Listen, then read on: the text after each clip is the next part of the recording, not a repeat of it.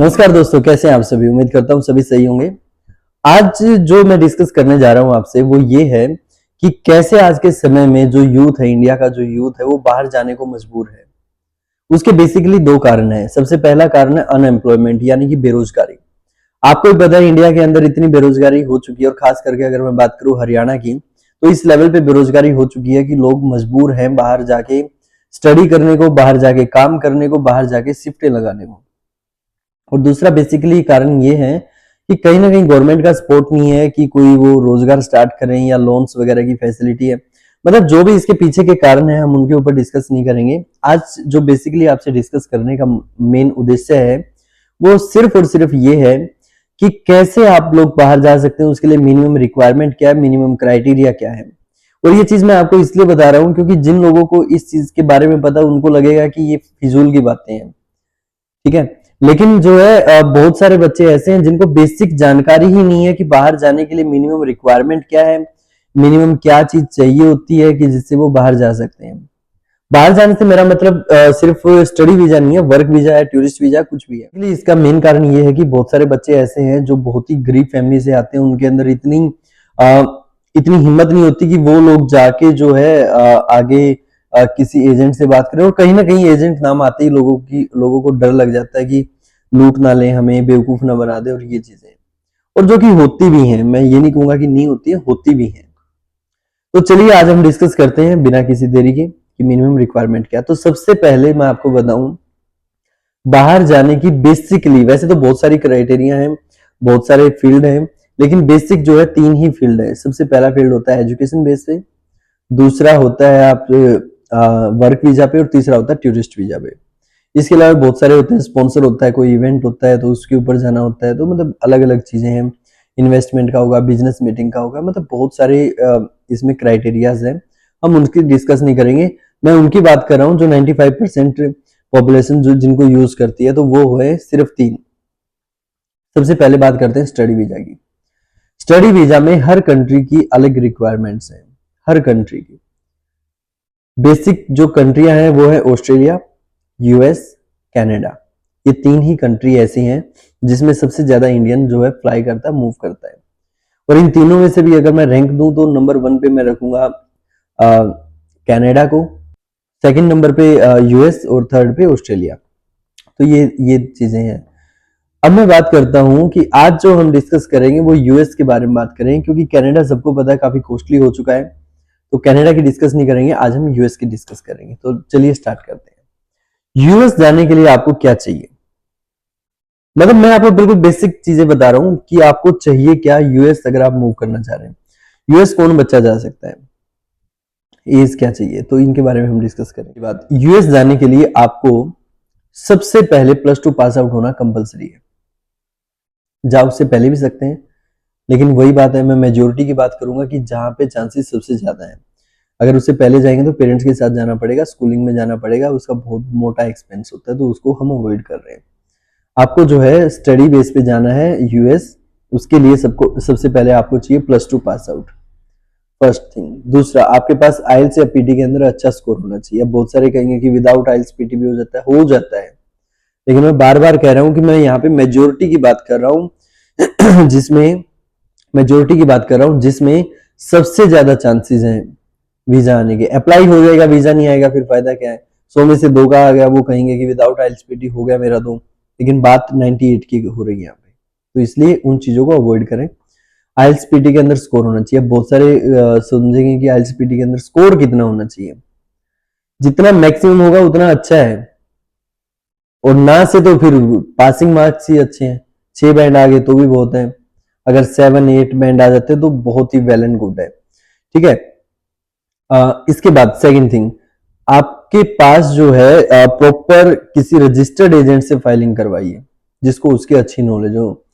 सबसे पहले देखिए, हम कहीं भी इमिग्रेशन ऑफिस में जाते हैं तो उनकी चकाचौंध देख के वो हो जाते हैं कि हम कुछ बोल नहीं पाते। स्टाफ सबसे पहले रिसेप्शन के ऊपर ऐसी ऐसी सुंदर सुंदर लड़कियां बिठा के, वो एक ट्रैप है, वो एक ट्रैप है लड़कियां बिठा के रखते हैं। फिर जो है ऑफिस इतना लग्जरियस बना होता है कि मतलब आप कुछ एक्सपेक्ट ही नहीं कर पाते, सोच ही नहीं पाते। सोफे हैं, टेबल हैं, फर्नीचर है, दीवारें हैं, मतलब इतने बड़े लेवल की चीजें कर देते हैं कि आदमी कुछ बोल नहीं पाता वहां पे जाके। आपको कॉन्फिडेंट रहना है, आपको सीधा जाते ही बोलना है कि आपके जो पिछले रिजल्ट्स हैं, अब देखो जब आप कहोगे ना कि आपके पिछले रिजल्ट्स दिखाओ, वो आपको तब से रिजल्ट दिखा देंगे जब से आपने, जो पहली बात तो दिखाएंगे नहीं, दूसरी बात अगर वो दिखाएंगे तो तब से दिखाएंगे जब से उन्होंने इस फील्ड में काम किया है। आप उनको बोलिए कि पिछले सेशन के, यानी कि पिछला जो इनटेक हुआ उसमें आपके पास टोटल कितनी फाइलिंग हुई और कितना जो है आपने रिजल्ट निकाला, वो चीज इंपॉर्टेंट है। अब बहुत सारे कहेंगे हमने 10 वीजा दिए हैं पिछले इनटेक में, ठीक है 10 वीजा दिए, लेकिन फाइलिंग कितनी की थी आपने? ये वैसे तो मैं कहूंगा कि बहुत सेंसिटिव है कि इतना, पहली बात है कोई बोल नहीं पाता, दूसरी बात है तो वो दिखाएंगे नहीं, तीसरी बात है वो दिखाएंगे तो कुछ भी दिखा देंगे, आपको प्रॉपर नॉलेज भी नहीं है, ठीक है। ये उनके लिए है जिनको थोड़ी बहुत नॉलेज है, एक दो जगह एजेंट से वो टकरा चुके हैं, पैसे अपने गवा चुके हैं, तो उनको नॉलेज हो जाती है, तो वो ये चीजें कर सकते हैं। अब जो बिल्कुल फ्रेश है वो क्या करें? अगर आप बिल्कुल फ्रेश हो, आपको किसी भी चीज की नॉलेज नहीं है, तो आप एक रजिस्टर्ड एजेंट के पास जाइए, उससे अपनी फाइलिंग करवाइए। यूट्यूब पे, इंस्टा पे देख के कि हमने, वो लंबी लंबी लाइनें दिखा देते हैं, इतने सारे वीजा हम दे रहे हैं, ये कर रहे हैं, टोटल फेक सिस्टम होता है।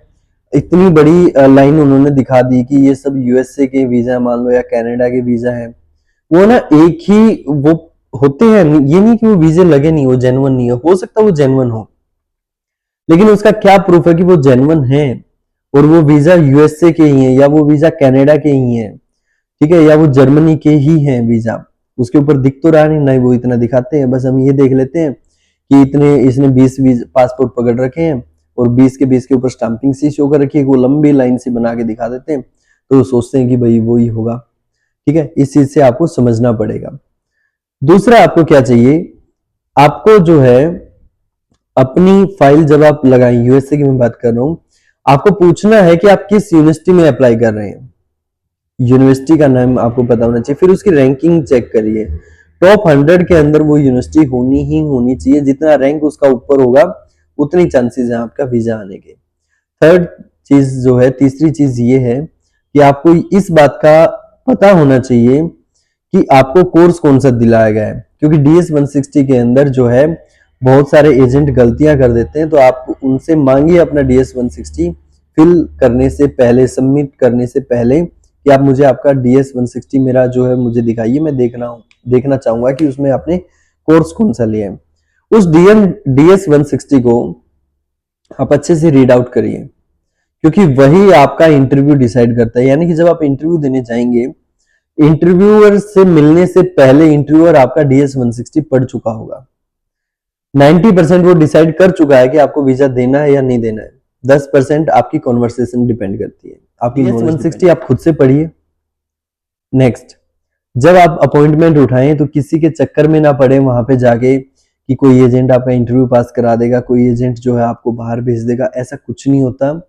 यूएस एम्बेसी बेवकूफ नहीं है, वहां पे लोग बेवकूफ नहीं बैठे हैं, जो फॉरेन सर्विस ऑफिसर्स होते हैं बहुत ही हाईली इंटेलिजेंट होते हैं। जैसे अगर मैं बात करूं इंडिया की, तो यूपीएससी लेवल के जो ऑफिसर्स होते हैं, जो आईएएस आईपीएस बनते हैं, उस लेवल के ऑफिसर्स बैठे हैं, तो वो इतने लूप होल नहीं छोड़ते हैं कि आपको लगे कि आप उस लूप होल का यूज करके जो आप वीजा ले लोगे उनसे या पैसे देके ले लोगे, नहीं। वो उस पोस्ट पे बैठे हैं, वो चाहे तो एक दिन का 1 CR 1 करोड़ रुपया छाप सकते हैं एक दिन का, ठीक है। और आपसे बहुत ज्यादा लोग ऐसे हैं जो कि उनको 1 1 करोड़ 2 2 करोड़ ऑफर कर चुके होते हैं, लेकिन वो फिर भी नहीं करते हैं, ठीक है। तो इसके पीछे क्या कारण है वो लंबी हो जाएगी वीडियो, उसके बारे में डिस्कस नहीं करेंगे, आप समझिए इस चीज को। पैसे देके आप काम करवाना चाह रहे हैं, इंटरव्यू पास करवाना चाह रहे हैं, तो बिल्कुल गलत है।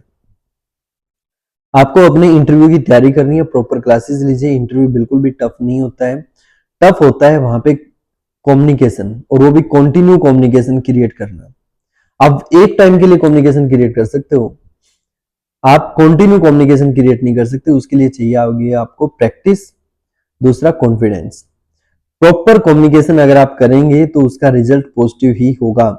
अगर आपने एक क्वेश्चन में भी उलझना स्टार्ट कर दिया तो वो आगे आपको कंटिन्यू उलझाते चले जाएंगे। अगर आपने एक क्वेश्चन में झूठ बोला और वो झूठ उन्होंने पकड़ लिया तो अब आप फंस गए, आपको हर क्वेश्चन में वो ऐसा उलझाएंगे कि आप कंफ्यूज होते ही रहेंगे। फॉर एग्जाम्पल आपने कहा कि उन्होंने पूछा कि आपके पेरेंट्स क्या करते हैं, आपने कहा कि वो सर्विस में है, वो प्राइवेट जॉब करते हैं। हो सकता है आपके फादर जो एग्रीकल्चर करते हैं या खुद का बिजनेस है, लेकिन आपने कहा कि जॉब करते हैं। वो कहेंगे कहाँ जॉब करते हैं। अब इंस्टेंट इसका आंसर दे पाना थोड़ा सा टफ है, चलो फिर भी आपने जो आंसर दे दिया कि वो प्राइवेट कंपनी में काम करते हैं, दैट्स ओके। वो कहेंगे कौन सी कंपनी में काम करते हैं, अगर उनको शक हुआ तो। नहीं हुआ तो वो ठीक है, नेक्स्ट क्वेश्चन पे आ जाएंगे। ठीक है, वो पूछ लेंगे कि उनकी अर्निंग कितनी है, वो मतलब कितना सेव कर लेते हैं, कम आपकी फैमिली एक्सपेंसेस कितने, और उस पे आ जाएंगे। अगर उनको डाउट हुआ तो वो कहेंगे कि ठीक है, आपके फादर का कंपनी का नाम बताओ। और वो कई बार ऐसा होता है कि कई बार इंस्टेंट सर्च भी कर लेते हैं कि वो कंपनी एग्जिस्ट करती है या नहीं करती है।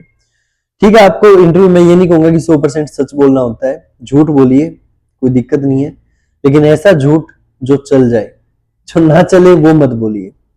ठीक है, तो इसके लिए आपको मेंटली प्रिपेयर होकर चलना पड़ेगा, तब आपका रिजल्ट जो है पॉजिटिव आएगा।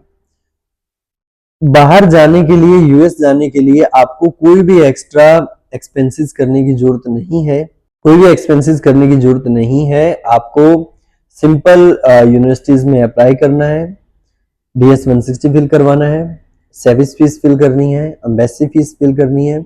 इसमें लगभग लगभग मेरा ऐसा मानना है, क्योंकि कुछ यूनिवर्सिटियां पेड होती हैं 70, 60, 80, 100 तक भी, और कई कई यूनिवर्सिटियां ऐसी होती हैं जो 200 या 500 तक जो है चार्जेस करती हैं, डॉलर चार्जेस करती हैं।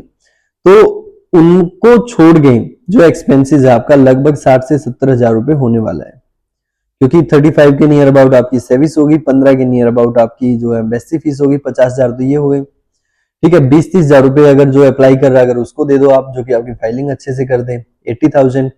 और यूनिवर्सिटी जो पेड होती हैं वो तो देखो आपके कार्ड से ही पे होगा, तो उसका हम काउंट नहीं करेंगे, क्योंकि यूनिवर्सिटी टू यूनिवर्सिटी वेरी करती है वो चीजें।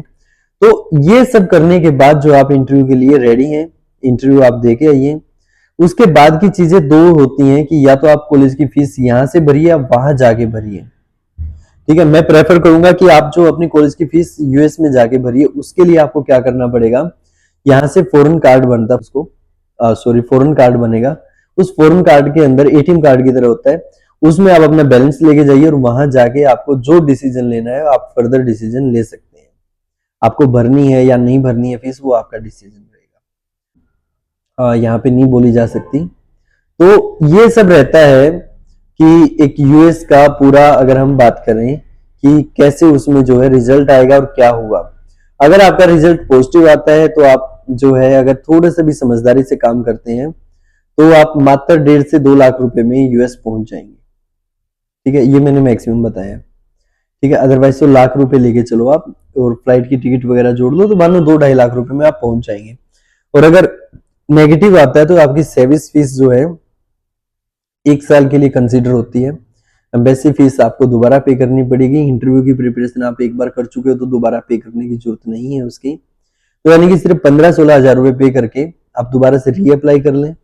रीअप्लाई करने के बाद आप जो है सारी जो चीजें, जो गलतियां जो आपको लगता है कि अगर आप ये सुधार लेंगे तो अच्छा रिजल्ट आएगा, तो वो आप कर सकते हैं। तो इस तरीके से जो है आप अपने यूएस की जर्नी को कंप्लीट कर सकते हैं। तो अगर फिर भी आपका कोई डाउट है तो मुझे नीचे दिए गए नंबर पे कॉल कर सकते हैं, मैसेज कर सकते हैं, हमारी टीम आपकी हेल्प करेगी। नेक्स्ट वीडियो में हम डिस्कस करेंगे कनाडा के बारे में।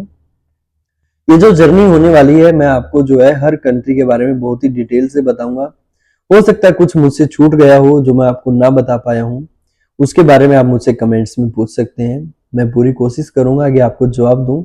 किसी वीडियो के ऊपर अगर आपको लगे कि ज्यादा कमेंट्स आ रहे हैं, मुझे लगा, तो मैं आपको जो है उसके ऊपर अलग से वीडियो बना दूंगा ताकि सबके डाउट क्लियर हो जाए। तो आज की वीडियो में इतना ही। Thank you so much.